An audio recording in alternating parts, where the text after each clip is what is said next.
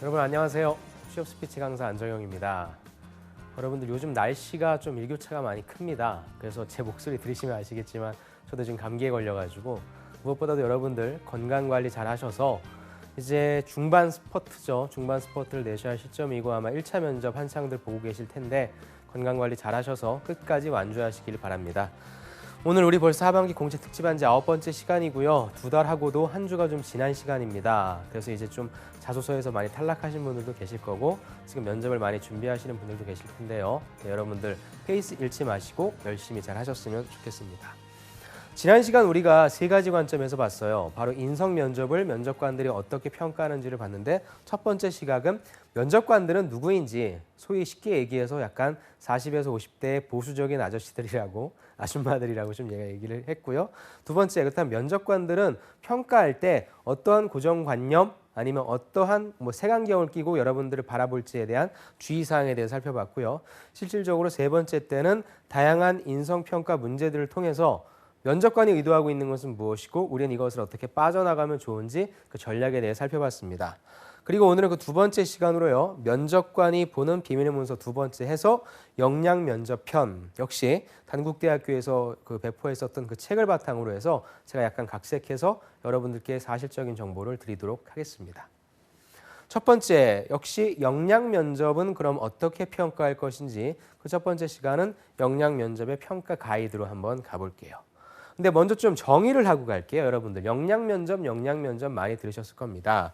근데 지금 제가 여기서 말하고자 하는 역량 면접은요. 역량 구조화 면접이라 그래가지고 하나씩 차례대로 진짜 했는지 안 했는지 그렇게 검증하는 그 역량 면접은 아니고요. 그냥 직무와 관련된 면접, 여러분들이 이 직무를 수행하기 위해서 과연 얼마만큼의 준비를 했고 진정성이 있고 과연 잘할 수 있는지 여부를 따지는 그런 면접이라고 좀 이해를 해주셨으면 좋겠습니다. 자, 역량 면접에서 가장 먼저 나오는 부분은 바로 지원 동기가 될 수 있겠죠. 그래서 당사에 대한 관심도가 높은가라고 하는 부분 당연히 체크하겠죠. 그 다음에 건전한 직업관을 가졌는가, 표현이 참 재밌네요. 건전한 직업관을 가졌는지 아닌지를 살펴보는 것이고 정말 중요하죠. 장기 근속의 마음을 가졌는지 안 가졌는지를 어떻게 알겠습니까마는 면접관들이 이러한 것을 조금 면접자들에게 관심을 갖고 본다라고 볼 수 있고요. 또 이제 중요하죠. 그렇다면은 직무 수행을 위해서 어떠한 준비를 하였는지, 그리고 진짜 직무에 대한 관심도가 얼마나 높은지, 그 다음에 진짜 당사에 올 마음이 있는지, 한마디로 정리하면 진짜로 우리 회사에 들어올 준비가 되어 있는가, 진짜 준비가 되어 있는가를 체크한다. 무엇을 통해서? 지원 동기를 통해서라고 보시면 될 것 같습니다. 자, 제가 계속 말씀드렸죠. 실제 팀장님들이 여러분들을 면접 보러 갈 때 어떤 관점으로 본다고요? 첫 번째, 안 그만둘 직원입니다. 그래서 아까 말씀드렸지만 지원 동기가 진짜 단일해냐라고 하는 안 그만둘에 초점을 좀 맞춰볼게요. 자, 그럼 실제 얼마나 그만두는데 라고 하는 그러한 내용입니다. 자, 보시면 표가 나왔죠. 이게 2016년도이긴 표이긴 한데 최근 자료가 아직까지는 없어서 이걸로 갔습니다. 보시는 바와 같이 점점점 위쪽에 주황색이 300인 미만이고요. 밑에가 300인 이상이긴 한데 실질적으로 보면 지속적으로 증가하고 있다고 볼 수가 있어요. 그렇다면 왜 신입사원으로 들어가서 사원들이 왜 그만둘까요?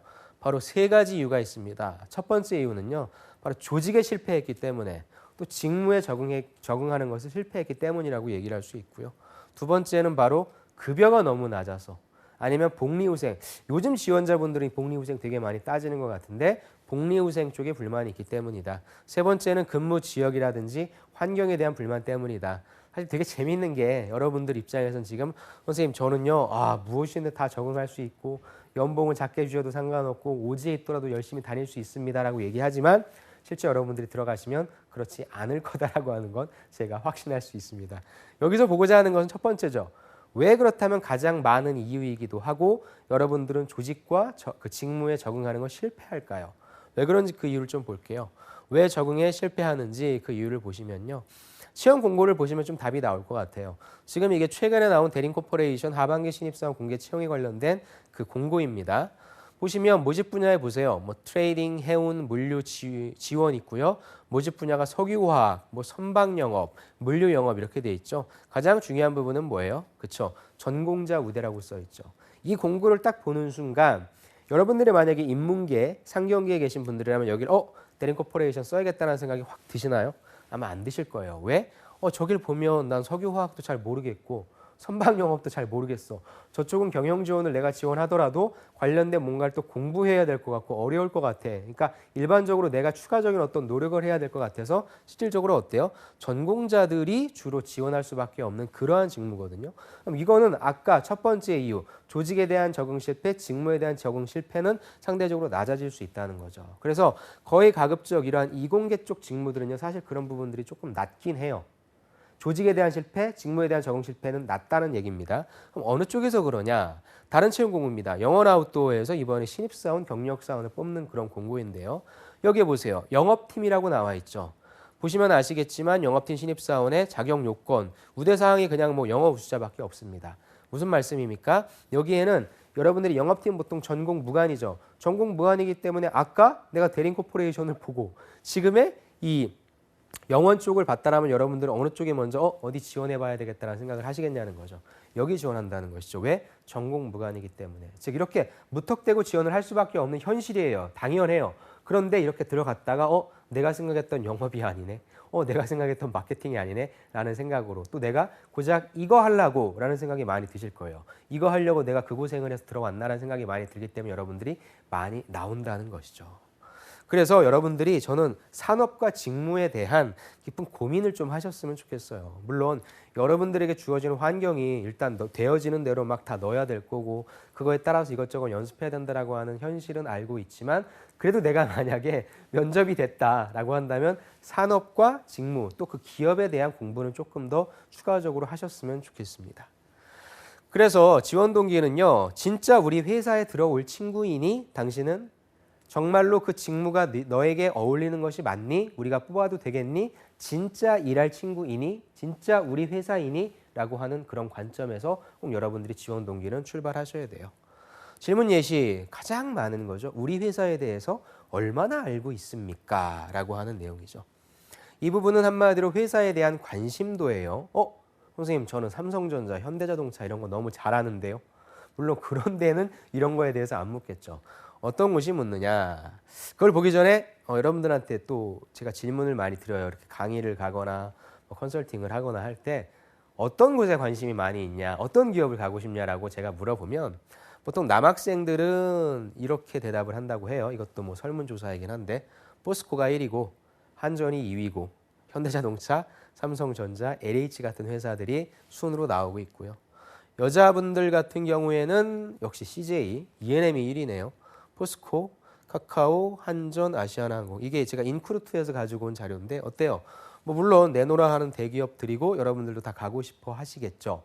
근데 여러분들이 알고 있는 기업군들이 사실 이래요. 조금 어떤 기업입니까? 여러분들이 잘 알고 있는 기업은 이미지가 조금 좋은 기업이다라고 생각하는 기업이 여러분들이 알고 있는 기업이죠. 이게 틀린 건 아니에요. 틀린 게 아닌데 저는 어떻게 얘기하고 싶냐면 중요한 건 아니라고 얘기하고 싶어요.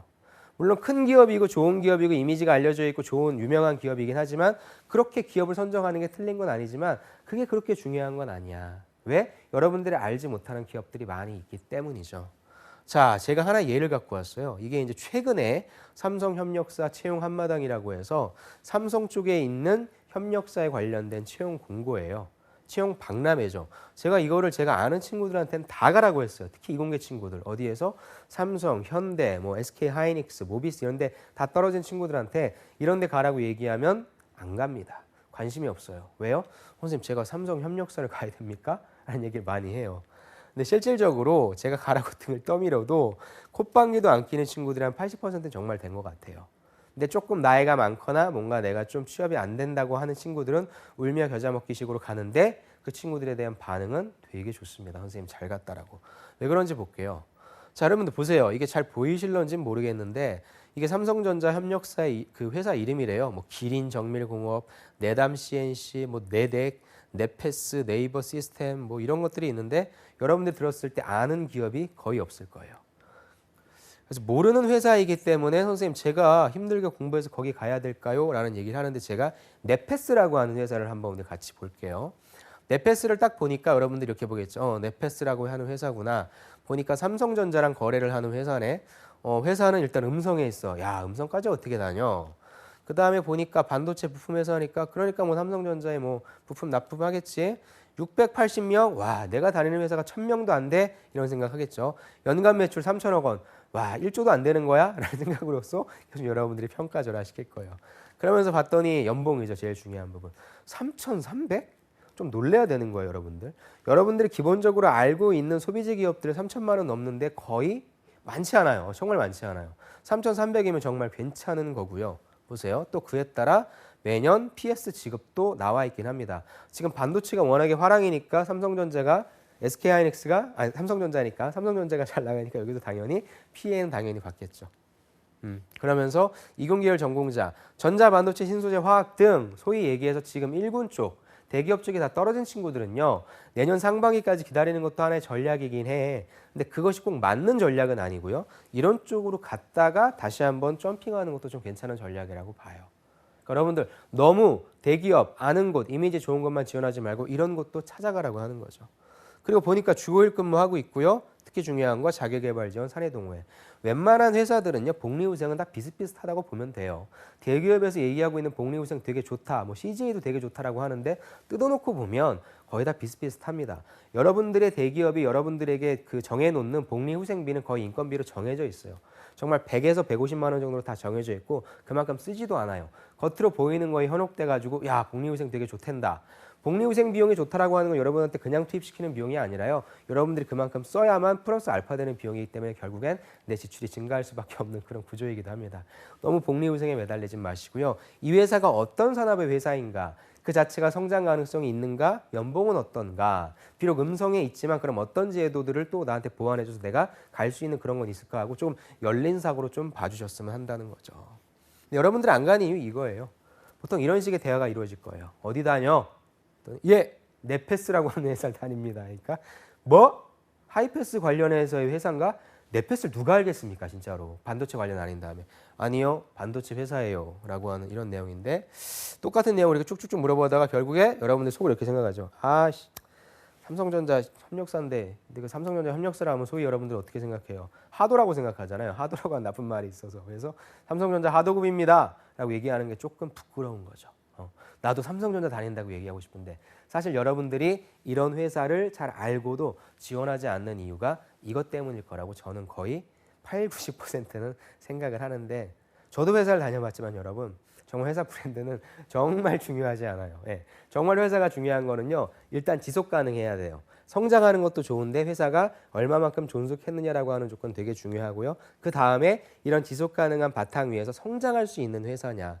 앞으로의 산업에 있어서 산업 흐름에 있어서 이 산업의 흐름을 따라갈 수 있는 회사냐 역행할 수 있는 회사냐라고 하는 부분에 있어서 그런 거를 좀 여러분들이 보셨으면 좋겠고 근데 제가 아무리 알려드려도 여러분들은 제 말을 안 들으실 거를 제가 알기 때문에 다시 한번 이렇게 제가 목 놓아 강조를 마지막으로 하고 싶네요. 실제 좋은 B2B 기업 굉장히 많습니다. 우리 이공계 친구들 기술 영업이라든지 구매라든지 할 수 있는 부분들 많이 있으니까 이쪽으로도 많이 가주셨으면 좋겠고요. 회사를 선택하는 기준을 조금 좀 넓혀라. 네, 넓혀라. 정말 몇 년 다니다 보면요. B2C 소비재 기업은 클레임도 많이 들어오고 일반적인 광범위한 소비자를 대상으로 하기 때문에 되게 피곤한 일들이 많아요. 차라리 B2B라고 해서 명확한 타겟이 정해져 있고 이 제품을 잘 아는 기술자들을 만나서 얘기를 섞는 게 훨씬 더 편합니다라고 하는 얘기를 마지막으로 드릴게요. 그래서 이런 얘기를 물어보는 거죠. 우리 회사에 대해 얼마나 알고 있습니까? 회사에 대한 관심도죠. 어떻게? 그리고 또 최근 우리 회사에 대한 기사를 본 적이 있나요? 라고 하는 기사도 나올 수 있어요. 이 부분은 아까 말씀드린 것처럼 그런 조그만 회사들, 우리가 잘 모르는 회사들도 있을 수 있고요. 그다음에 이런 질문들은 큰 회사일 수도 있습니다. 그래서 이제 보통 제가 이거는 예전에 그 면접 강의 때 여러분한테 말씀드렸던 구조인데요. 우리 회사에 대해 아는 대로 말해보세요라고 하는 질문 받을 수 있어요. 어떤 곳이냐면은 아까도 말씀드린 네패스 같은 회사 아니면은 우리 회사에 지원 안 할 것 같은 스펙인데 지원을 한 친구들이 있어요. 즉 훨씬 더 좋은 곳, 흔히 얘기해서 더 네임밸류가 높고 연봉을 많이 주는 곳인데 굳이 왜 우리 회사에 오지? 라고 생각되는 회사들은 물어볼 수 있어요. 진정성을 따지거든요. 그럼 이런 경우에 질문에 대한 답은 어떻게 해야 되냐?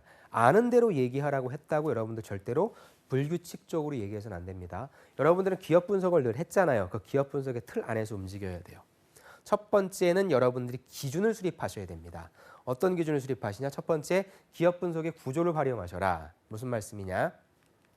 자, 기업 분석의 구조는 제가 항상 전 네 가지를 하라고 해요. 첫 번째, 연혁이나 현황. 두 번째는 비전과 인재상. 그리고 세 번째가 중요하죠. 과연 이 기업은 사업 구조를 어떻게 갖고 있는지, 그다음에 각각의 제품과 서비스는 무엇이 있는지, 그리고 재무 현황. 단순한 어떤 그 정적인 시점의 숫자가 아니라 이것이 움직이고 있는 동적인 어떤 흐름을 봐야 되죠. 증가하고 있는가, 감소하고 있는가, 그런 것들을 좀 봐야 됩니다. 근데 여기에서 프레임을 구성하는 거예요. 저는 이 기업의 첫 번째 연역을 말씀드릴 거고요. 인재상 말씀드릴 거고요. 세 번째는 뭐 사업 구조입니다. 네 번째는 재무 현황입니다. 이런 식으로 여러분들이 소위 프레임을 짜서 얘기를 하라고 하는 거죠. 두 번째 기준은 무엇이 있을까요? 바로 경쟁사랑 비교해서 보는 겁니다. 그러니까 우리 회사, 내가 지원하는 회사만 얘기하는 것이 아니라 예를 들어서 CJ 제일제당이다, 아니면 CJ 푸드빌이다라고 한다면 뭐 SPC와 같이 놓고 비교할 수도 있는 부분이 되겠죠. 경쟁사 비교한다? 그러면은 저 네 가지 중에서 저는 세 번째와 네 번째를 놓고 비교할 것 같아요. 우리 CJ 푸드빌과 SPC를 비교했을 때 사업 구조는 어떻게 되어 있고요. 그렇죠. 그다음에 제품과 주요 제품과 서비스는 이러이러한 차이가 있습니다. 그래서 실제 재무 현황은 어떻게 되고 있습니다라고 해서 조금 더 넓은 식견을 보여주는 하나의 전략으로 가져갈 수 있는 카테고리입니다. 세 번째는 바로 장점과 위협을 비교하는 거죠. 역시 장점과 위협도 기업 분석 구조에서요. 하나만 하면 될 것 같아요. 자체적으로 비교를 하는데 연역이니 비전이니 인재상이니 일단 뭐 다 아는 얘기니까 빼버리고 가장 중요한 비즈니스적인 사업 구조를 우리가 지금 잘하고 있는 부분, 그리고 우리가 조금 약한 부분인데 어떤 부분이 약한 건지, 어떤 부분이 위협적인 요건이 되는 건지, 어떤 부분이 불리한 조건이 되는 건지 여러분들이 하나의 구조 초점을 맞춰서 진행을 하라고 하는 거죠.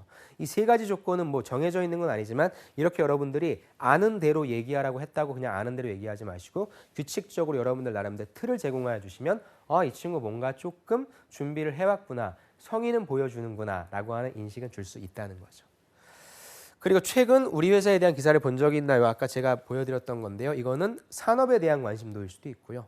회사에 대한 관심도를 보여준다라고 하는데 저는 날카로운 인사이트가 좀 중요한 포인트인 것 같아요. 즉 잘하는 점보다는 그렇다면 최근의 기사니까 최근의 기사라 하면 앞으로 지금 우리 기업의 실적, 특히나 지금은 3분기 실적 나오고 뭘 잘했다 못했다, 그리고 4분기 실적을 예상하고 있는 부분이니까 내가 앞으로 지원해서 어떤 식으로 기여할지에 대한 날카로운 인사이트를 가져갈 수 있는 기사로 활용하면 좋을 것 같죠.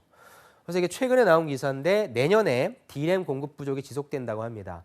공급 부족이 지속된다라고 한다면 기존에 이걸 팔고 있는 삼성전자와 SK하이닉스는 둘 다 당연히 좋아지겠죠. 그러니까 이 전망이 뭐 100% 맞는다고는 할 수 없지만 여러분들이 뭐 이 한국경제 기사에 따르면이라고 해서 이렇게 얘기를 해주면 저 친구는 그래도 반도체 산업이라고 하는 어떤 식으로 흘러갈지에 대한 인사이트는 있구나. 이 정도까지만 사실 여러분들이 보여주면 돼요. 여러분들이 뭐 증권 애널리스트들도 아니고 이 정도의 어떤 흐름. 그래서 기업 분석. 내가 만약에 면접을 보러 오라고 하는데 내가 기업 분석은 매일매일 기사가 조금씩 달라질 수 있으니까 매일매일 기사 체크를 하면서 업데이트를 하는 것이 굉장히 중요합니다. 꼭 관련된 기사는 봐야 되고요. 특히나 지금 시점은 실적이 나오고 그 평가표를 받고 있는 시점이기 때문에 꼭 여러분들이 갖고 가셔야 됩니다.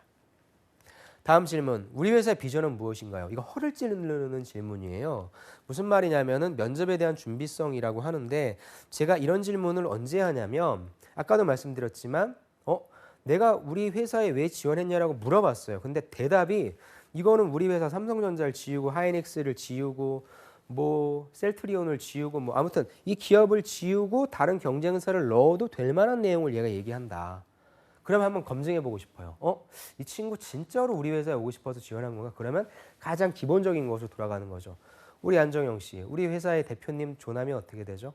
비전은 어떻게 되죠? 여러분들이 정말 당연시 생각하면서 당연히 외워야 되는 거 아니야? 생각했던 것들을 안 외우는 친구들이 있어요. 그래갖고 무조건적으로 이렇게 딱 해서 여러분들 여기에 말리면요. 정말 소위 와 진짜 큰일 났다라고 해서 모든 면접을 이제 다 망치게 되는 결과가 나오니까 기본 중에 기본, 대표이사명, 연역, 비전, 인재상, 사업 구조는 꼭 외우시기 바랍니다. 기업 분석이 가장 첫 번째, 그리고 입에서 줄줄줄줄 나올 수 있도록 계속적으로 꼭 연습하셔야 돼요. 이 관문을 통과했다면 이제 넥스트 스텝으로 가겠죠. 여러분들 오케이, 이 친구는 진짜 우리 회사에 오고 싶어 하는 것 같아. 우리 회사에 대해 분석을 많이 한 것 같아.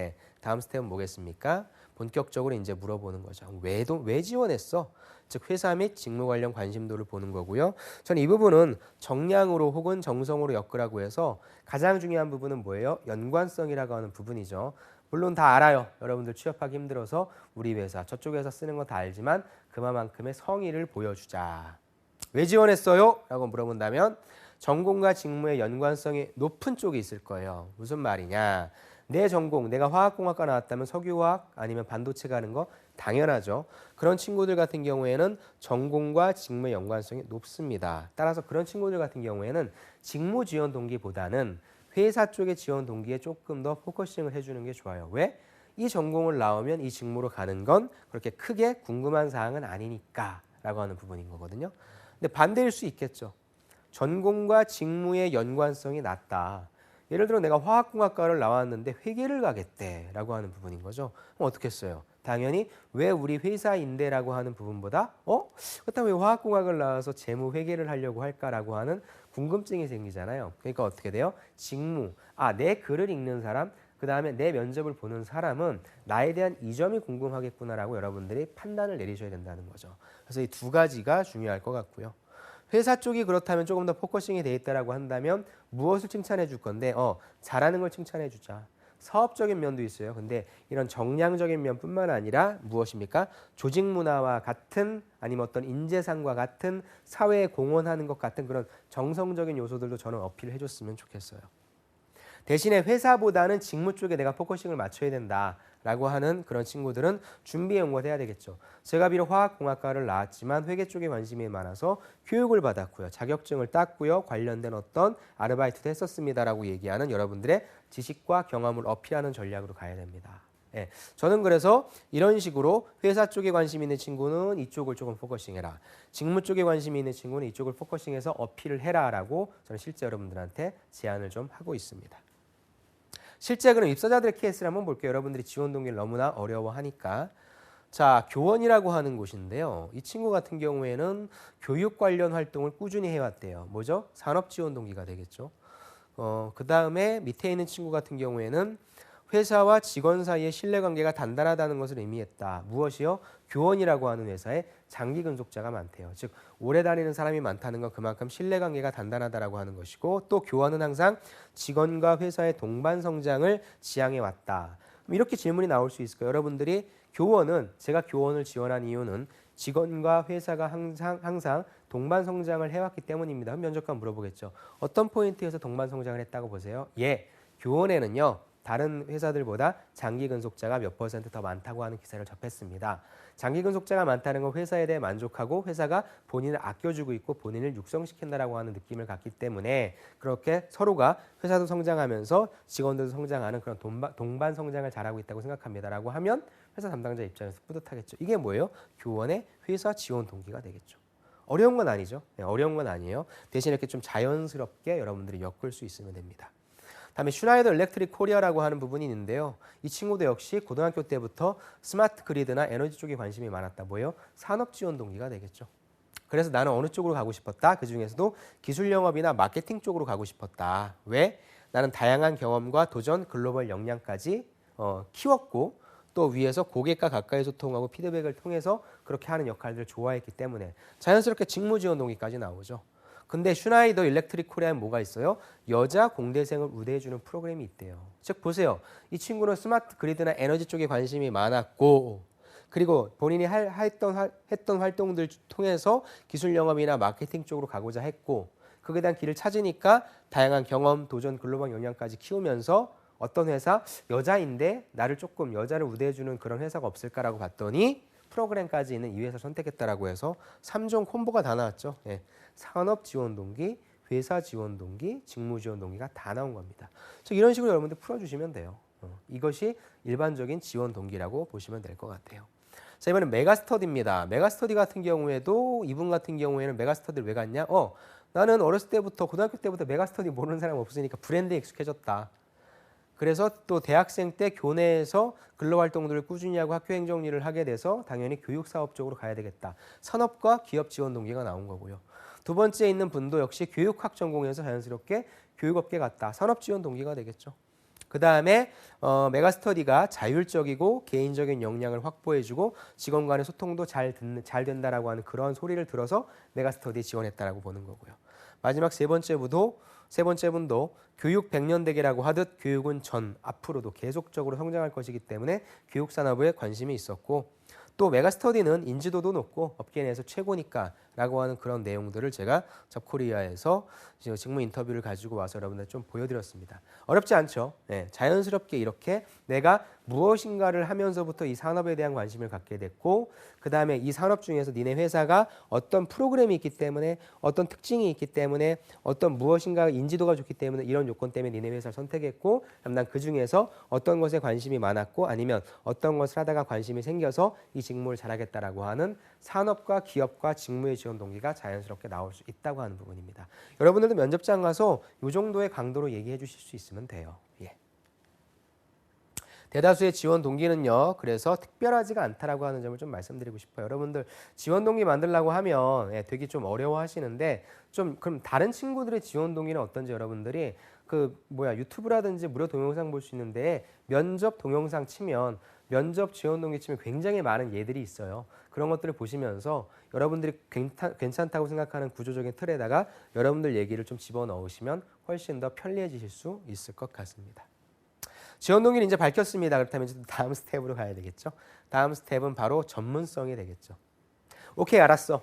진짜 우리 회사에 진짜 네가 들어올 친구구나라고 한다면 다음 넥스트는 그래. 네가 들어왔을 때 업무 관련 기본 소양은 갖췄을까? 글로벌 경쟁력도 있을까? 전문가가 되기 위해서 자기 개발은 얼마 정도 하고 있을까? 그 다음에 향후 우리 회사가 너한테 투자를 하는 건데 너는 전문가로 성장할 가능성이 있을까? 차별화된 너만의 어떤 무기가 있어? 아니면 정말 너는 성장하고 싶은 그런 의지가 있어? 그냥 월급 받고 회사 다니려고 하는 건 아니야? 라고 하는 이런 요소들을 점검한다고 하는 거죠. 질문 예시를 보면요, 가장 평범한 거지만 가장 강력한 거죠. 오케이, 알겠습니다. 그렇다면 우리 회사 이 직무를 하기 위해서 준비한 것은 무엇입니까? 라는 질문이 나올 수 있겠죠. 즉 채용 직무에 대한 이해도 적합성이죠. 과연 이 직무를 제대로 이해하고 있고 필요 역량을 제대로 이해하고 있는지 없는지를 보는 것입니다. 그래서 저는 보통 이렇게 얘기해요. 직무 역량에 대한 정의를 좀 내리고 그 다음에 근거는 무엇인지를 하고 그거에 대한 기여할 수 있는 의미를 좀 파악을 해라. 또 이런 질문도 나올 수 있죠. 여러분들. 그러니까 다양한 형태로 여러분들의 직무 역량을 묻는 문제가 나올 수 있다는 거예요. 본인한테 가장 자신 있는 분야는 무엇이에요? 근데 여러분들 여기서 전혀 생뚱맞게 내가 지원한 부분이 뭐 전혀 요리 쪽이 아닌데 뭐 전 요리를 잘합니다, 스포츠를 잘합니다라고 한다면 틀린 건 아니지만 여러분들한테 그걸 묻고 있는 건 아니니까 가장 자신 있는 분야는 여러분들 직무를 수행함에 있어서 가장 자신 있는 분야는 무엇인지로 가장 먼저 캐치하셨으면 좋겠어요. 역시 여러분들의 전문성, 여러분들이 갖고 있는 특기, 적합 직무를 묻고 있는 질문이고 역시 이것은 이 면접관이 내가 너를 왜 뽑아야 돼? 우리 회사가 당신을 왜 뽑아야 되는지 알려주세요라고 하는 질문이구나 해서 직무상 강점을 설명해 주시면 될 것 같아요. 또 비슷한 질문들이 있죠. 전문 분야는 무엇입니까? 또 관심을 가지게 된 계기는 무엇입니까? 다 직무 역량을 묻고 있는 거예요. 그래서 직무에 대한 호기심을 묻고 있고요. 관심을 통해서 그렇다면 관심이 있어야 되잖아요. 제가 그냥 해야만 하는 일이니까요 보다는 저는 이걸 정말 하고 싶었고 이거에 대한 관심이 많아서 관심이 있는 사람은 나중에 이 일을 하더라도 어떤 식으로든 발전할 수 있는 가능성이 있으니까 그런 부분까지도 보고 싶다고 하는 거죠. 그래서 지원 동기와 직무 역량을 묻는 질문 같은데 활용할 수 있다고 하는 부분입니다. 또 수행했던 프로젝트에서 어떤 역할을 맡았나요? 라고 하는 부분인데요. 바로 여러분들이 얼마만큼의 업무 비중을 가지고 갔었냐, 또 역할을 통해서 어떻게 업무 능력을 할 건지를 판단하는 질문인데 저는 여러분들이 그럼 이래요. 선생님 꼭 리더, 팀장 뭐 이런 얘기를 해야 좋은 거죠? 라고 얘기하지만 전혀 중요하지 않아요. 앞에 앉아있는 면접관은 여러분이 리더인지 팔로우인지는 전혀 관심 없어요. 믿지도 않아요. 여러분들 다 회장이기 때문에 믿지도 않아. 뭐가 중요하냐면 바로 여러분들이 저 프로젝트를 수행하기 위해서 공동의 목표를 달성하기 위해서 얼마만큼의 노력과 관심을 기울였냐, 이게 되게 중요해요. 때로는 헌신하면서 때로는 희생하면서 얼마만큼 저 프로젝트를 위해 헌신했고 봉사했고 중요시 여겼냐가 중요하지 리더인지 팔로우인지는 전혀 중요하지도 않습니다. 그러니까 여러분들 어떤 역할을 맡았나요? 라고 한다면 저는 무엇보다도 이 프로젝트가 저에게서 가장 중요한 어떤 그런 것이라고 생각했습니다라고 그렇게 포문을 열면서 이것이 중요했다. 그래서 내가 팔로우였으면 리더 말을 잘 따랐고 사람들과 협업을 잘했고, 리더였다면 사람들에게 어떤 동기부여가 되기 위해서 애써서 결국에는 내가 동기부여를 잘했다라고 하는 것이 아니라 이 목표를 이루기 위해서 열심히 노력했다의 그러한 구조로 가는 것이 훨씬 더 전략적이고 높은 점수를 받을 수 있습니다. 전문가가 되기 위해서 어떤 노력을 하고 있는가, 참 자기개발 노력 정도와 실천 여부, 참 신입한테 너무나 큰 것들을 많이 물어보고 있죠. 그래서 직무에 대해서 과연 이해하고 있냐, 진정성을 파악하고 있냐 이런 질문도 많이 하고 있습니다. 또 해당 직무를 지원한 차별화된 강점, 이런 질문 이렇게 나와요. 안정용 씨. 안정용 씨를 우리가 뽑으려고 하는데 안정용 씨가 말한 지금 모든 역량들을 안정용 씨 옆에 앉아있는 뭐 안정일 씨가 다 갖고 있네? 그럼 우리가 안정용 씨를 뽑아야 될 이유는 뭐죠? 라고 이렇게 질문이 들어올 수 있어요. 네가 정량적인 거 이 옆에 있는 친구도 다 갖고 있어. 그럼에도 불구하고 우리가 너를 뽑아야 되는 이유는 뭐야? 라고 하는 그런 질문인 거거든요. 그때는 또 여러분들 막 머릿속을 막 굴리겠죠. 이 친구가 지금 여태까지 대답한 게 무엇이 있는데 무엇이 또 있다고 얘기할까? 제 생각에는요. 신나게 내가 정성을 얘기했으면 여러분들 정량을 얘기했으면 정성을 좀 얘기해 줘야 돼요.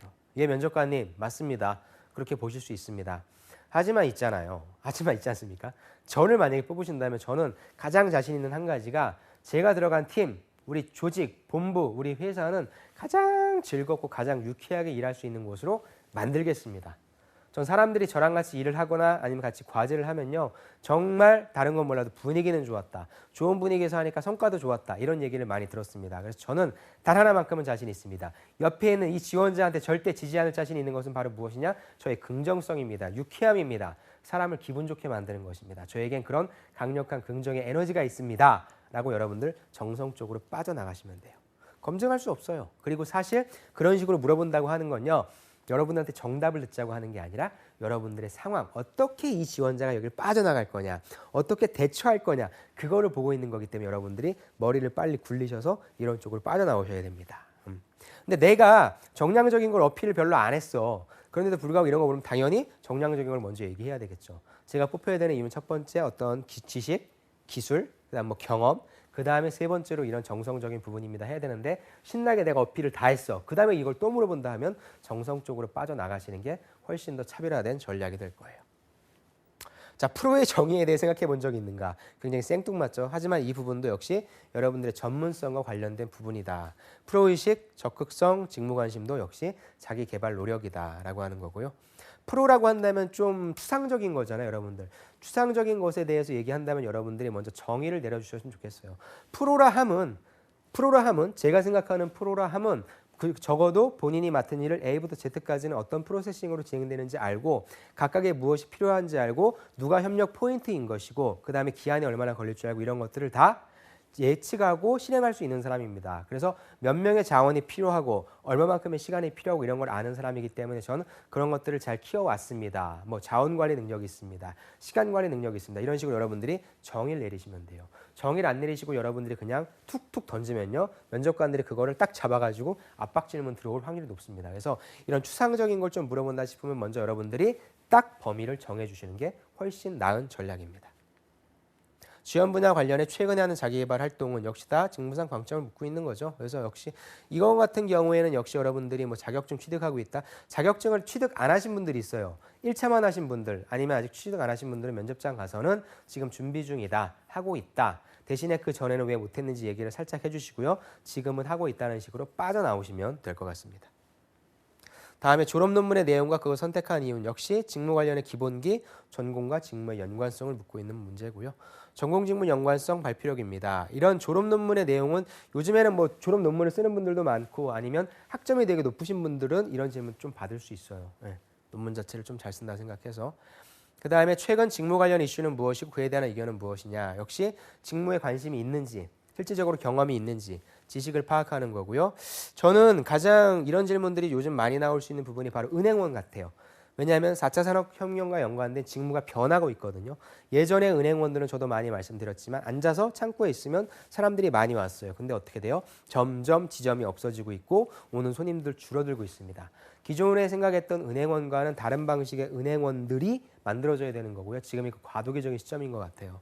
그래서 최근에 우리 은행원들이 인터넷 뭐 은행이라든지 전문 은행이라든지 아니면 4차 산업혁명과 연관된 여러 가지 로봇이 나와서 또 우리 은행은 하고 있잖아요. 그런 식으로 무엇인가가 계속 대체되고 있는데 그럴 때 그러면 우리 은행원들은 어떤 자질을 갖춰야 될 거라는 질문 반드시 나올 수 있어요. 기존과 같은 똑같은 방식은 안 되잖아요. 그렇죠? 그런 거에 관련된 여러분들의 인사이트도 분명히 가지고 가야 되고요. 특히나 은행원 쪽 아니면 편의점을 지원하시는 쪽 그런 분들은요. 편의점도 4차 산업혁명 관련해서 제일 빠르게 빠르게 변화하고 있는 것이 유통업계, 특히나 편의점입니다. 그래서 그런 데서도 어떤 식으로 영업관리자가 단순히 예전처럼 점장한테 찾아가서 뭐 이렇게 얘기하고 그런 식의 영업관리가 계속적으로 이루어질 건지 아니면 다른 방식, 기술이 발전하면서 다른 방식으로 변할 수 있을 것인지도 한번 파악하시면서 가셔야 될 겁니다. 다음에 현재 자신의 경쟁력 및 가치에 대해서 말해보시오라는 부분이죠. 자신에 대한 파악, 뭐 성찰을 통한 파악, 뭐 이런 것들을 말씀을 하시는데요. 준비된 인재이긴 한데 완벽해서는 안 된다. 즉 이렇게 자기소개하는 친구가 있어요. 뭐 마스터가 되었습니다라고 하거나 뭐 완전히 뭐 최고로 잘할 수 있습니다라고 하는 표현들은 사실요. 여러분들이 물론 면접장에서 어떠한 태도를 보여주느냐에 따르면 다르겠지만 되게 좀 흠잡기 쉬워요. 소위 압박 질문하기 쉬우니까 완벽하다, 마스터다, 최고로 잘한다 이런 표현들은 조금 완화시켜서 해주시는 게 좋고요. 대신에 여러분들의 가치에 대해서 말해보시오라고 하는 질문 어떻게 나올 수 있냐면 우리 안정영 씨는 연봉을 얼마나 받고 싶어요? 라고 하는 질문이죠. 여러분들의 연봉은 정해져 있어요. 회사 내규에 따르면 돼요. 근데 그렇게 얘기하기가 좀 그렇다. 근데 이 질문이 이 면접관이 가만히 보니까 나를 마음에 들어하는 것 같아. 그리고 이 질문이 진짜 연봉을 물어보는 질문이 아니라 나에 대해 관심이 있어서 본인의 가치는 그럼 얼마가 될 것 같냐라고 물어볼 때는 저는 저의 가치를 만약에 연봉으로 환산한다면 약 1억 원의 가치가 있을 것이라고 생각합니다. 왜? 그 이유는 제가 이러이러한 것들을 가지고 있기 때문입니다. 하지만 회사에서 주시는 연봉이 그에 미치지 못한다면 아직 그 정도를 보여주지 못했다고 생각을 하고 나머지도 제가 꼭 보여드려서 제 가치를 입증해 보이겠습니다는 식으로는 연봉을 좀 언급해도 될 것 같아요. 근데 얼마 받고 싶어요? 라고 얘기했을 때 네, 1억 받고 싶어요? 라고 얘기하는 거는 조금 아닌 것 같고요. 이런 질문은 그렇게 크게 많이 하진 않고요. 직접적인 연봉 질문이 아니라 어떤 때 나한테 관심이 있어서 우회적으로 물어볼 때 이런 질문이 들어온다라고 보시면 될 것 같아요. 그래서 결론적으로 얘기를 하면 전 이렇게 얘기를 하라고 해요. 직무를 수행하기 위해서 필요한 역량은 무엇이냐라고 하는 질문이 들어올 수 있거든요. 먼저 필요 역량은 무엇이 있습니다라고 여러분들이 정의를 내리시고요. 정량 2가지를 말씀하시고 정성 1가지를 말씀하시고요. 중요한 건 뭐예요? 내가 갖췄다라고 하는 부분이죠. 즉 이렇게 물어볼 수 있어요. 이 일을 하기 위해서 영업관리라고 하는 직무를 하기 위해서는 어떤 역량이 가장 필요하다고 생각하십니까? 영업관리를 하기 위해서는 어떤 역량이 필요합니다. 라고 왜? 그 일은 어떤 일이기 때문입니다라고 간략하게 브리핑하세요. 그리고 무엇이 중요한 게 무엇입니까? 내가 이걸 갖췄다 안 갖췄다를 얘기하는 게 중요해요. 즉 이 면접관이 여러분들이 하게 되는 일을 몰라서 물어보는 건 아니잖아요. 그 질문을 던졌다 하면 말을 여기서 끊지 말고 여러분들이 이거를 갖췄다라고 하는 경험을 얘기해라라고 하는 겁니다. 단 여러분들이 얘기를 좀 잘해요. 아니면 지금 면접관이랑의 어떤 사이가 좋아. 그래서 내가 얘기를 하면 할수록 면접관은 막 내 얘기에 빠져드는 것 같고 긍정하는 것 같고 그렇다면 얘기를 계속 하셔도 되는데 면접관 자체가 또 딱딱한 사람이 있어요. 그리고 말을 오래 못 듣는 면접관이 있어요. 그런 분들한테는 던져줘야 돼요. 이 일은 어떤 역량이 필요하다고 생각합니다. 그 이유는 무엇입니다. 그렇다면 면접관은 받겠죠. 그렇다면 우리 지원자 A씨는 안정영 씨는 이 일을 이걸 갖췄나요? 라고 물어보면 그때 하나씩 답하시면 될 겁니다. 대화예요. 어떤 사람은 여러분들의 얘기를 오래 듣고 싶어 하고요. 어떤 사람은 여러분들의 얘기를 별로 오래 듣고 싶어 하지 않는 사람도 있어요. 그걸 빨리빨리 캐치를 하셔야 돼요. 그 부분을 좀 말씀드리고 싶네요. 그래서 특히나 또 정성적인 부분 아까 제가 말씀드렸지만 무조건적으로 정량 잘해요 이게 질릴 수 있어요. 면접관이 약간 인상 찡그리면서 완벽한데? 완전 전문가 아니야? 우리 경력사원을 뽑아야 되는 거 아니야? 이러한 뉘앙스를 줄 수 있다면 마지막엔 정성 하나로 싹 커버를 칠 수도 있다라고 하는 그런 전략으로 좀 여러분들 가셨으면 좋겠습니다. 왜 그러냐? 말씀드렸죠. 첫 번째는 안 그만둘 쪽인데 지금 뭐라고요? 여러분들 신입사원 뽑을 때 여러분들 팀장님은 이 친구를 데려와서 우리 조직이 그나마 조금 더 젊어졌으면 좋겠어. 밝아졌으면 좋겠어요 라고 하는 그러한 생각을 하니까 여러분들이 정성적인 부분도 충분히 아주 강력한 무기가 될 수 있다는 것을 저는 꼭 말씀드리고 싶습니다. 자, 이제 직무 역량을 들었다면 이제 검증을 해야 되겠죠. 이런 사고 과정을 거치는 거예요. 그렇죠? 오케이, 직무 역량을 들었어. 그렇다면 이제 이런 질문 나올 수 있죠. 여러분들의 직무 역량이 마음에 들었어요. 그랬을 때 희망 부서에 배치되지 않을 경우에 어떻게 하겠어요? 라는 부분이죠. 보통 이런 질문의 경우는요. 괜찮은 지원자이기 때문에 판단이 들어요. 아니면 다른 역량이 뭔가 조금 더 강해 보이기 때문에 면접관이 보기에 인사팀이 보기에 인사팀이랑 같이 있다면 인사팀장이 보기에 저 친구의 성향이라든지 말하는 스타일이라든지 이런 태도들을 봤을 땐 다른 쪽이 더 어울릴 것 같은데 하고 서로가 빅데이터를 막 돌리고 있는 거예요. 그런 때는 괜찮은 지원자들하고 판단을 받았다 생각을 하시고요. 희망 부서에 배치되지 않을 경우 어떻게 할 것인가 라고 하는 부분에 중요한 부분은 뭐예요? 유연성 있게 대답을 해야 돼요. 재치 있게 대답을 해야 된다는 거죠. 저는 이렇게 짰어요. 하지만 지원 직무에 대한 확고함을 보여줘야 돼요. 제가 안 그래도 진짜 인사팀에 가고 싶었는데 그 제가 솔직히 생산 관리보다는 인사팀이 훨씬 더 사람들한테 잘 맞는다는 소리를 들었고요. 원래는 들어가고 싶었는데 한 명밖에 안 뽑는 것 같아서 제가 이쪽으로 지원했습니다라고 얘기하면 안 되잖아요. 그렇죠? 일단 제가 지원한 직무에 대해서 확실히 잘할 수 있습니다를 얘기하고 단 회사에서 보시기에 판단하시기에 많은 직원들을 대해 보셨을 테니까 저에 그런 역량이 있다면 그쪽으로 보내신다면 그쪽으로 충분히 갈 수 있는 의향은 있습니다. 하지만 일단 제가 맡은 바 일을 최선을 다해서 하고 싶다라고 하는 욕심 아니면 나중에 되어서 제가 이 회사에 지원한 가장 기초적인 동기가 되었던 그 직무에 대해서 하고 싶은 욕심은 남아 있습니다라고 잔재를 남겨주는 답변 방식을 해주는 게 좋을 것 같아요. 그렇죠? 우리 회사 말고 다른 곳 어디 지원했나요? 집사 진정성을 보여줘야 됩니다. 그 다음에 직무의 일관성을 보여줘야 돼요. 그래서 가급적 같은 직무 지원만 또 다른 회사 물어볼 수 있으니까 다른 회사 쓴다는 거 다 알잖아요. 그렇다면 뭐 하나도 쓰지 않았습니다. 이것보다는 썼습니다만 같은 지원 직무 쪽을 온라인 시키는 것이 조금 필요할 것 같고요. 하지만 무엇입니까? 기업 분석 내용 언급하면서 여기로 오고 싶습니다. 그리고 조금 다른데요. 이거는 여러분들이 지금 예를 들어가지고 삼성전자, 하이닉스, 그 다음에 어디로 할까요? 뭐 LG 디스플레이 이 세 군데 회사 중에서 내가 이제 삼성전자만 남았어. SK 하이닉스랑 LG 디스플레이 다 떨어졌단 말이에요. 그럼 삼성전자 면접 갔는데 면접관이 아니야 달까 물어봐요. 어디 썼어요? 어디에 썼습니다. 그럼 거기 합격했어요? 떨어졌어요? 라고 했을 때 선생님 그럼 이게 떨어진 거를 솔직하게 얘기하는 게 좋아요? 아니면 합격했다고 얘기하는 게 좋아요? 라고 하는데 제 경험상은 저는 그냥 다 붙었다라고 얘기하는 게 좋을 것 같아요. 왜? 떨어졌으면은 여러분들이 받게 될 질문은 아니 그럼 다른 데는 다 떨어뜨리는 다른 회사는 다 떨어뜨리는데 우리는 뽑아야 되는 이유가 뭐예요? 라고 해서 한 번 더 압박이 들어올 수 있거든요.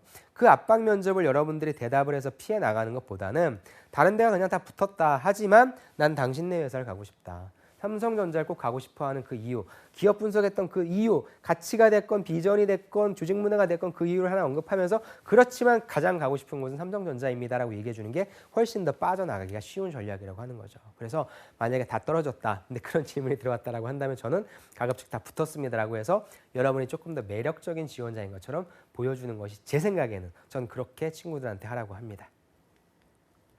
다음 질문들은 뭐가 있을까요? 뭐 휴일 근무 가능합니까? 야간 근무, 지방 근무, 해외 근무 다 가능합니까?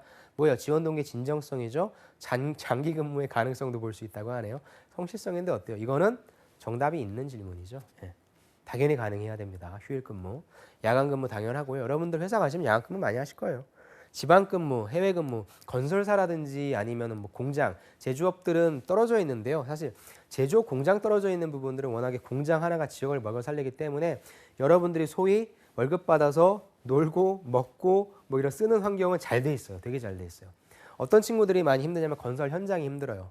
지방에 뭐 좋은 현장, 사람들이 북적대는 현장이 있으면 좋은데 정말 외딴 곳에 토목공사 특히나 해외 나가서 그렇죠. 저쪽 아랍 쪽 나가면 정말 힘들고 아무것도 없거든요. 그래서 실제 여러분들이 무조건 정답은 어떻게 해야 돼요? 예, 가능합니다라고 얘기는 해야 되겠죠. 하지만 실제 많이 힘들긴 할 거예요. 그래서 그거에 대한 어떤 내성, 그럼 그런 부분들을 여러분들한테 많이 속았기 때문에 그런 경험이 있냐고 물어봐서 물어볼 가능성도 있거든요. 그래서 여러분들이 저는 실제 지방근무, 해외근무, 특히 여자분들 같은 경우에 그렇게 하려고 한다면 그거에 대한 관련된 근거의 경험을 조금 가지고 계신 게 조금 더 나은 전략일 수 있고요. 워크 앤 라이프 밸런스 저는 이런 소리 하는 거 정말 이해가 안 돼요. 어찌됐건. 뭐 이걸 강요하는 건 아닌데요. 그 면접관들은 제가 그 지난 시간에도 말씀드렸고 지금 이번 시간에 복습할 때도 말씀드렸지만 보수적이거든요. 내가 일할 때는 안 그랬는데? 라고 사람은 누구나 본전 생각이 있어요. 자기가 어렸을 때 똑같은 입장에 있을 때 무엇을 더 고생했는지만 따져. 무엇이 더 편했는지 안 따진다고. 그게 사람의 본성인 것 같아요. 그때는 이런 말이 없었거든요. 워크앤라이프 밸런스가 어디 있어요? 해서 나오라면 나와야지. 야근 수당이 어디 있고 초과 수당이 어디 있어? 라는 그러한 개념을 가지신 분들이기 때문에 이분들한테 워크앤라이프 밸런스가 중요하다고 얘기하면 회사 기업 입장에서 그런 것이 중요하다고 얘기는 하겠지만 실제적인 구성원들 한 사람 한 사람은 어떨 건데요. 그렇죠? 팀장으로 올라갈수록 머릿속에는요. 가정 일보다는 회사 일이 더 많거든요. 왜? 여기에서 떠나게 되면 나는 무엇을 먹고 살 것인가에 대한 걱정이 정말 많이 들기 때문에 그러니까 기왕이면 팀장이랑 같은 고민을 해주는 척 해주는 사람을 좀 더 좋아하고 이런 얘기 팀장님 저는 일할 땐 일하고요 쉴 땐 쉬는 그런 멋진 직원이 되고 싶습니다 같은 이상적인 답변보다는 예 팀장님 제가 언제든지 나오겠습니다 필요한 일 있으면 부르십시오 라고 얘기할 수 있는 직원은 훨씬 더 좋은 점수 줄 수 있다라고 하는 안타까운 현실이지만 그렇기 때문에 워크앤라이프 밸런스 저는 이 말은 조금 여러분들이 지향하셨으면 좋겠습니다. 자, 모두 다 정답이 있는 질문들이고요. 절대 걸려들지 마십시오. 걸려들면 여러분들이 빠져나오기 힘든 압박 면접으로 들어갈 수 있고요. 특히나 역량 구조화 면접, 정말 하나하나 디테일하게 물어보는 면접에서는 더욱더 힘들어질 수 있어요. 전문성 또 뭐 있을까요? 10년 후 자신의 모습에 대해서 이야기해 주세요 라는 부분이죠. 여러분들의 목표와 경력 계획, 직무에 대한 이해, 기여도 부분 얘기할 수 있겠죠. 그 다음에 우리 회사에 입사해야만 하는 이유는 무엇이냐? 역시 의욕보다는 여러분들이 무엇 갖췄다라고 하는 부분. 그래서 역시 우리 회사에 입사해야만 하는 이유는 여러분들이 이제 제가 이걸 잘하기 때문입니다 라는 부분도 괜찮지만 미래 비전을 좀 제시할 수 있었으면 좋겠어요. 그렇죠? 그러니까 우리 안정영 씨는 왜 뽑아야 돼요 라는 얘기를 했고, 그렇다면은 우리 회사에 입사해야 되는 이유는 뭐예요? 그렇다면 꼭 왜 우리 회사예요? 근데 내가 직무상 강점을 말을 해버렸어.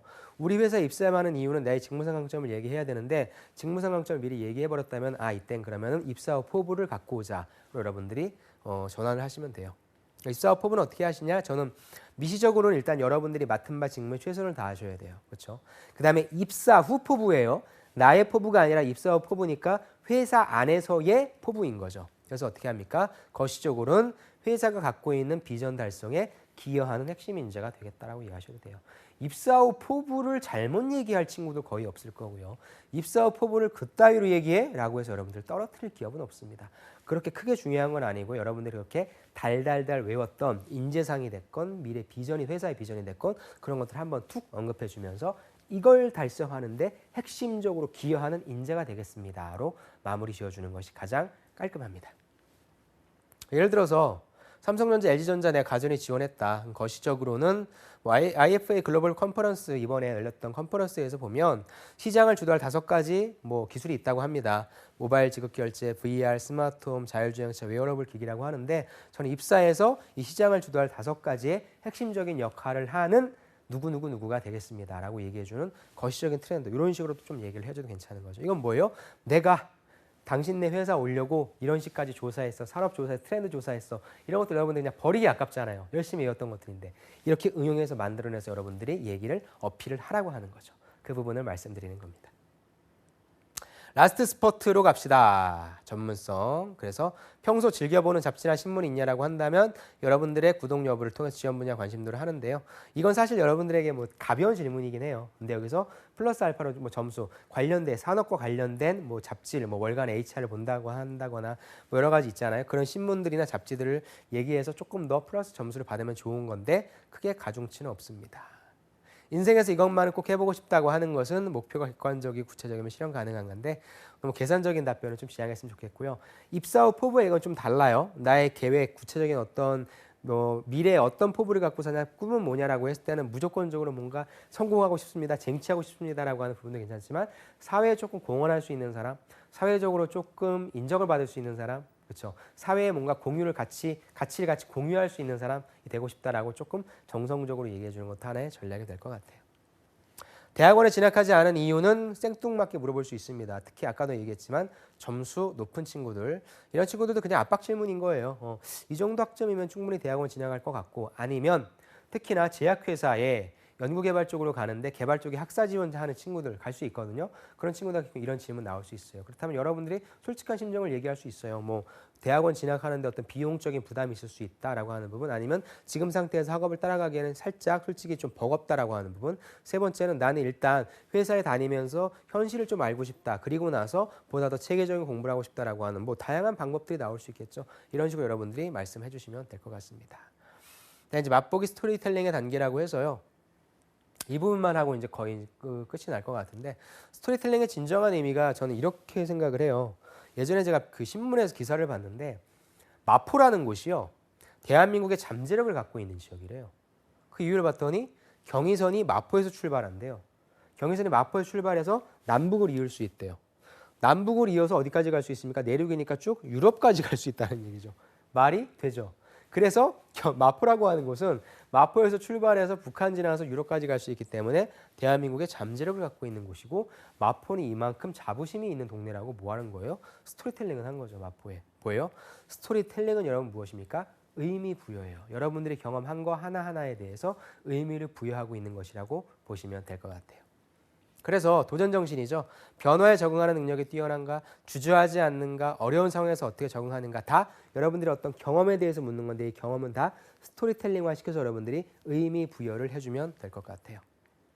그래서 좋아하는 스포츠는 무엇이냐, 실제로 잘하는가라고 하는 부분, 여러분들의 활동성과 적극성인데 실제 성격을 엿보기도 하고요. 이걸 통해서 여러분들이 이 스포츠 하나를 통해서 역시 의무부여를 하는 거죠. 이걸 통해서 저는 뭐 직장 생활에 무엇인가를 좀 배울 수 있었습니다. 사회성을 느낄 수 있었습니다. 가급적이면 혼자 하는 것보다는 같이 하는 스포츠, 뭐 이런 것들을 여러분들이 같이 보실 수 있으면 좋죠. 또 호기심이 많은 편인가라고 하는 부분에 있어서 새로운 것에 대한 탐구정신, 도전정신을 좀 파악한다. 또 압박 질문으로 또 연결될 수 있으니까 이런 것들은 가급적이면은 또 스토리텔링을 완벽하게 해놓으면 사실 압박 면접을 좀 피해 나갈 수 있거든요. 그런 식으로 좀 빠져나갈 수 있으면 좋을 것 같습니다. 이런 단순한 질문으로는 일단은 근데 조금 약하고요. 조금 더 여러분들한테 들어올 수 있는 질문들은 바로 이런 것들이죠. 살아오면서 가장 힘든 일은 무엇이었어요? 라는 부분, 위기 극복 능력과 의지를 보는 부분이고요. 그 다음에 어려움보다는 극복 방법에 대해서 좀 말씀드립니다. 무슨 말이냐? 앞으로 여러분들이 받게 될 질문들 중에 힘든 일, 성취감 있었던 일, 뭐 어려웠던 일, 기뻤던 일, 슬펐던 일 이런 것들을 물어본다고 한다면 여러분들의 앞부분에 있는 어렵고 힘들고 슬프고 진취적이고 이런 거는 큰 상관이 없어요. 이런 건 큰 상관이 없고 무엇이냐? 여러분들이 이것을 어떻게 극복했는지, 그 극복해서 어떤 식의 의미를 본인이 가지게 되었는지가 굉장히 중요한 부분입니다. 그래서 면접관은 이 뒷부분에 있는 여러분들의 액션과 리절트에 관심이 많으니까 스타의 A와 R에 집중해서 이야기를 구성하고 그 이야기가 조금 더 면접관들 귀에 잘 들릴 수 있도록 이야기를 잘 구성해서 만드시면 돼요. 어디에서? 여러분들의 자소서에서. 여러분들의 자소서를 보시면 거기에 질문이 나오잖아요. 무슨 이상한 질문이 나오는 것이 아니고 여러분들이 거기에 적어놨던 경험들에 관련된 질문들을 할 거예요. 그래서 이 경험이 뭐예요? 라고 물어볼 수도 있고요. 아니면 살아오면서 가장 힘든 일은 무엇이었어요? 라고 한다면 여러분들이 자소서에 있는 그 경험을 갖고 오는 거죠. 내가 어찌됐건 이 경험을 제대로 얘기할 수 있으니까 이걸 힘든 버전으로 각색을 해보자. 아니면 가장 성취감이 있었던 버전으로 각색해보자고 해서 여러분들 경험 하나하나를 다양한 가치로 뽑아낼 수 있는 그런 연습을 많이 하시면 여러분들이 훨씬 좋은 점수를 받으실 수 있을 겁니다. 네, 이번에는 이제 여러분들 역량 면접에 대해서 다 살펴봤고 면접관들이 여러분들이 이제 어떻게 살필 것인지 여러분들의 태도를 제가 많이 본다고 말씀드렸는데 그거에 대해서 좀 전반적으로 볼게요. 첫 번째, 면접관들은 여러분들의 전반적인 인상과 성격을 파악합니다. 첫인상, 건강 상태, 안정감, 활력 등을 판단하고요. 두 번째, 여러분들의 걸음걸이, 들어오는 것들 보고요. 여러분들이 앉은 자세, 그다음에 여러분들의 음성 등을 종합적으로 판단을 합니다.